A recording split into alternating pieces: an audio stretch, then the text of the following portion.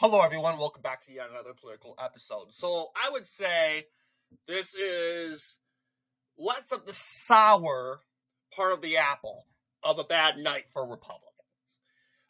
So, of a bad tasting apple, this was the less sour part because, and I would say this is one of our most accurate predictions. Now, don't get me wrong. My predictions were bad. Okay, I was wrong.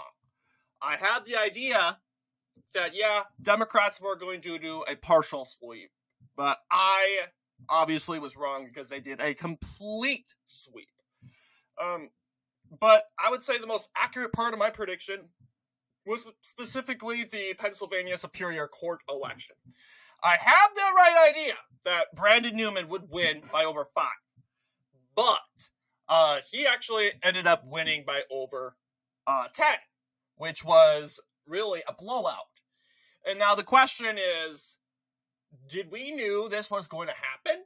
And the answer to that question is, it could have happened regardless, because you'll see in 2023 that the same margin that Daniel McCaffrey, you see, although Daniel McCaffrey performed a bit better, seeing that this was less of an abortion referendum, more of an abortion referendum. And that's the problem here, okay? I would say Republicans blew this election, specifically by underperforming in Pennsylvania. And it's true, Pennsylvania is a bit more pro-life than Arizona and all the other states. It's had a history of more pro-life causes, so you can certainly make that argument. Although I would say, for sure, abortion would pass uncontestedly, but marginally, a very, very marginalized margin of victory for the pro-choice side. So, but I would say, when it comes to these swing states, Pennsylvania is definitely the more moderate when it comes to the issue of abortion. Now, we talk about basically this all together. Look, I will tell you this. Democrats were mobilized. They came out. I told everyone at the end of the year that, hey, look, Democrats will likely pull this off because of the Supreme Court judges election, okay? Because you got the Supreme Court races, and it's always been a thing. Pennsylvania is a state that, abortion is up in the air. No one really knows if it's going to exist or not. But ultimately, when it comes to these liberal judges, so that obviously they need all these liberal judges in the Supreme Court in order to keep abortion legal, specifically in, let's see here. Yeah, this is the Supreme Court. Yes, they all need to get these 3 judges, and then they did. They did exactly do that. And yeah, ultimately the Supreme Court is mostly, these judicial races are more of a liberal issue because of abortion. Even though Republicans really should be showing up to put better judges in the Superior Court and in the Commonwealth Court, so we can make sure that our laws are protected, and that obviously that we can, obviously these are in regards to, like, I want to believe, I want to believe the Commonwealth, one of them, I don't know this, but I have the idea, one of these courts, one of them has to do with civic issues and more of, like, civil issues, okay? Like, let's just say, like, for example, civil rights issues, okay? I don't know if this has to do with Brandon Newman, or it has to do with, or I should say, the Superior Court, or it has to do with the Commonwealth Court. But, that's the sort of stuff that'll get Democrats out, but it should get us out too. Because relatively, let's be real.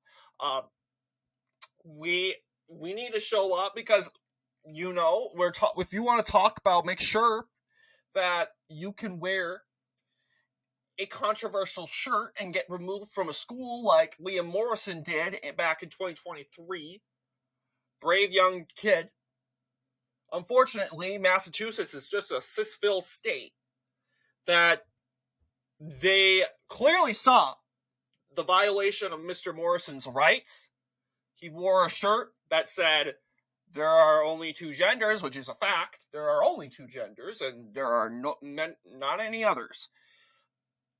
Ultimately, that case, apparently his suspension from school and the action taken by the public school, the middle school, was seen as trustworthy. Removing a child from public school because of a shirt. And Massachusetts courts totally rolled over. So I'm not sure what the Superior Court and the Commonwealth Court are tasked in doing, but I'm just saying it's very important for Republicans to show up at these judicial races. And ultimately, it wasn't like Georgia where we got like 500,000 votes. No, we ultimately got over 1 million. But Democrats came out with larger numbers. Why? It's because of the Supreme Court, right? Making sure that you secure justices, all these justices on the Supreme Court, that's become more of a pressing issue for them. So I want to ultimately go over the results because we did get the winners correct, but the county alignment, and I don't expect, I would be amazed and shocked if we got the county alignment correct. But I do think that it was very, very, I would say kind of accurate. We got the major blue counties, all the swing counties, I would say the Joe Biden counties. Like I said, I mentioned before that this map is going to become more common in mainly these low turnout races. What was I wrong about? What was I wrong about? Get rid of 2023 because I was wrong about a few. Because I knew Washington County, and I mentioned this in previous videos, would swing to the left for Brandon Newman, right? I knew that was going to be the case. But did I think he was going to win it? No, I didn't think he was going to win it. I think he would lose it by a little bit, though. And ultimately, this would make the West more compatible, like the old mining areas in western Pennsylvania. And ultimately, so I had the right idea, but I didn't actually think Brandon Newman would pick up his own county. Okay, so we were wrong about that. And I would be quite honest with you. I don't think anyone would have expected. I knew it could happen if it would turn out to be like a Georgia where there's absolutely zero turnout. Of course he's going to carry his own county. But ultimately, he carried his own county. We were wrong about that. He also carried Cumberland County. And on top of that, Berks County, right up here in the north. Okay, so he carried 3 counties. So we were right about the counties, these counties, like Erie County and all that. We just got 3 counties that were supposed to go for Batista, ended up supposed to go to Newman, ending up going to Batista. I think we did very good seeing that we had 0 polls. Okay? 0 polls telling us which way this race is going. We were correct on basically the region, as Brandon Newman is the favorite son in the said Western Pennsylvania, so he's going to see more gains in the West over there. We were right. He isn't going to sweep the West, obviously. It's gotten way too conservative. But hey, he could pick up a county that initially went to Republicans. It's very, very possible. And that pretty much is that race. Going all the way down, I want to take a look at the Commonwealth Court, where you'll see that Stella Say ended up winning this election, but much more than Brandon Newman. And this is actually what surprised me. I thought Stella Say, she didn't have the best debate, mainly because, it's due to technicalities and technical issues, technology, bad signal. It was a Zoom debate, and I don't know why these people do the debates on Zoom, but for Stella Say, I believe her name is, yeah, she had a very bad debate, mostly because it was just glitchy and all that stuff. But hey, most people knew it wasn't her fault. It was just her internet, and a lot of people showed understanding. When it comes specifically due to this race, yeah, obviously we knew that Matt Wolford was going to carry Washington County because Stella Say's not from Washington County. Where she is from is Philadelphia. And apparently, being from Philadelphia was enough to get Cumberland, I believe, no, this is Chester County. Chester County to the 60% margin. And don't get me wrong, Brandon Newman also got this county to the 60% margin. So, what ended up happening? Yeah, I mean, you also got Bucks County, the same traditional counties. What ended up happening, despite losing a county that, Brandon Newman carried, mainly because he's from that county. It's his county of residence. Despite losing that county, Stella Say did better. Why? Well, you got higher turnout for Democrats, much more landslide for them, much darker blue in Scranton. Okay, in Lackawanna County. Lehigh is actually 60% Democratic. And obviously, the metro areas over here were 60% Democratic also.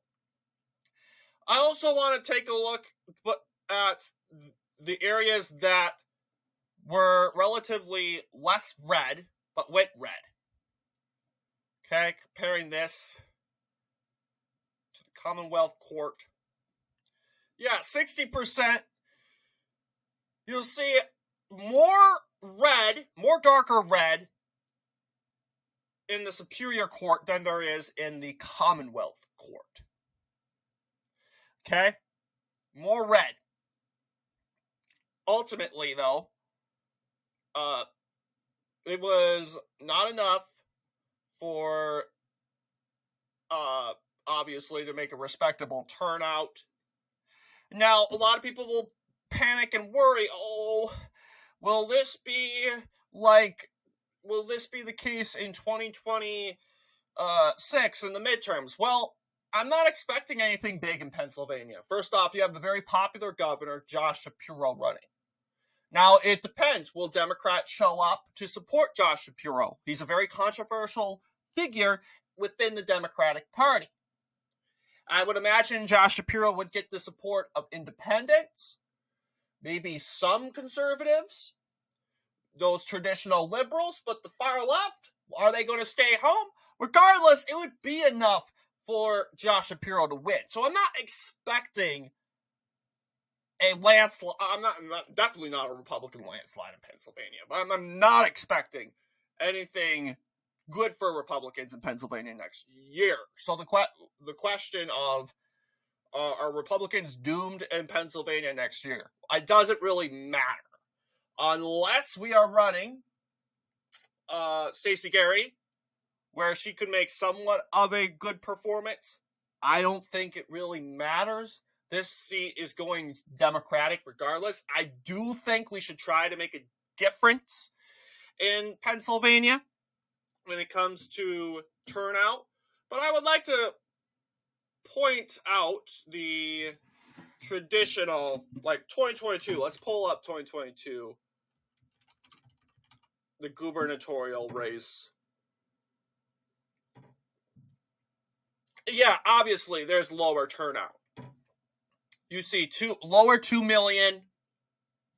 Josh Shapiro, who relatively performed the same margin-wise as Stella Say and Brandon Newman, got 3 million.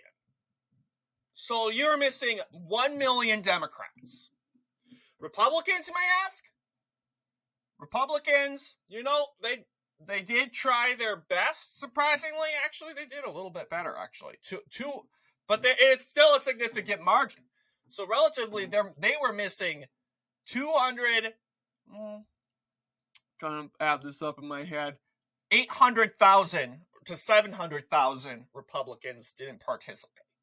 Okay? This is specifically in the Pennsylvania gubernatorial race. Now, a lot of people would say, what about the presidential race, where there's relatively higher turnout?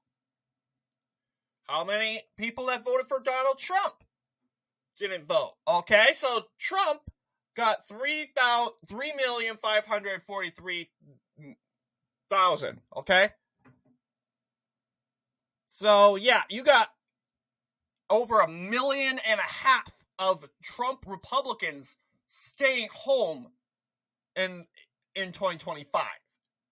Like I said, really it depends on who is concerned, who is the most angry, who is the most concerned of the outcome. And it would be Democrats, because of course the abortion issue is going to outweigh everything. And that is why I think personally it's going to be very hard for Republicans to win these judicial races. Very hard for them.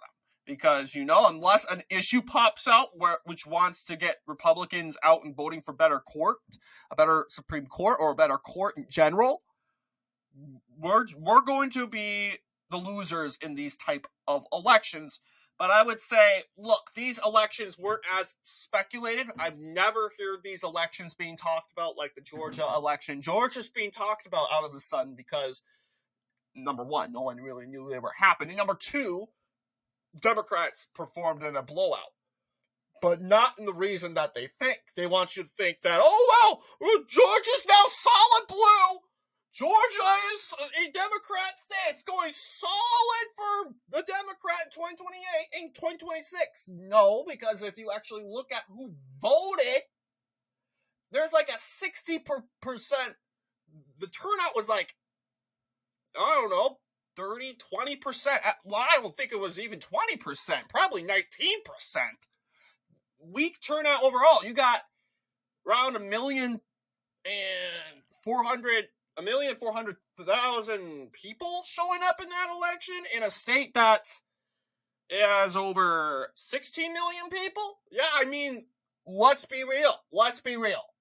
So obviously, and you got a race that didn't have much advertisement also. A lot of people didn't talk about this race around the country. We talked about the Supreme Court retentions, but then again, who's going to all show up for that? Democrats, because they want Roe v. Wade so bad. They want to make sure that abortion access is protected in Pennsylvania. So, am I freaking out about Pennsylvania? No. I think Pennsylvania is the least concerning. Georgia is the least concerning.